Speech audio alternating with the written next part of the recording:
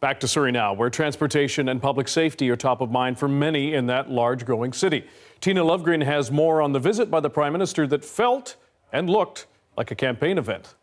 A pleasure to be back in Surrey with some amazing news from Metro Vancouver. The Prime Minister spent the day in Surrey, kicking it off with a transit funding announcement.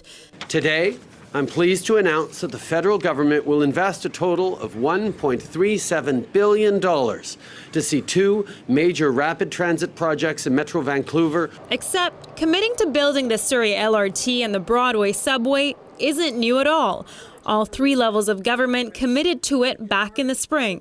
And when asked why he was here making the same announcement again, on the contrary, what we're doing right now is making sure that in advance of the municipal elections, everyone understands that we've locked in this funding for the next 10 years. Premier John Horgan backed him up. As the checks are in the mail and we're going to be building, that's new information.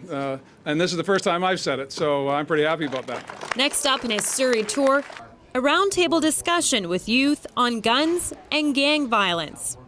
Obviously, there are significant challenges facing youth in Surrey. And it's no coincidence that all the Prime Minister's events were in Surrey today.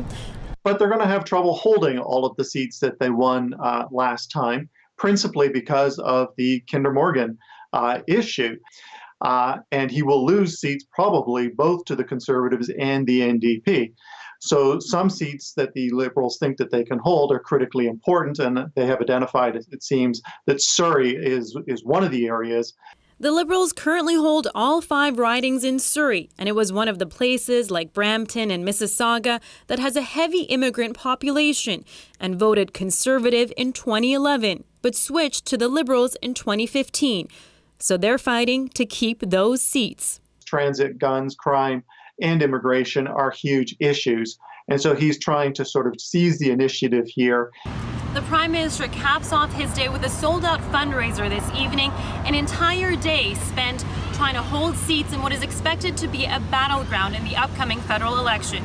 Tina Lovegreen, CBC News, Surrey.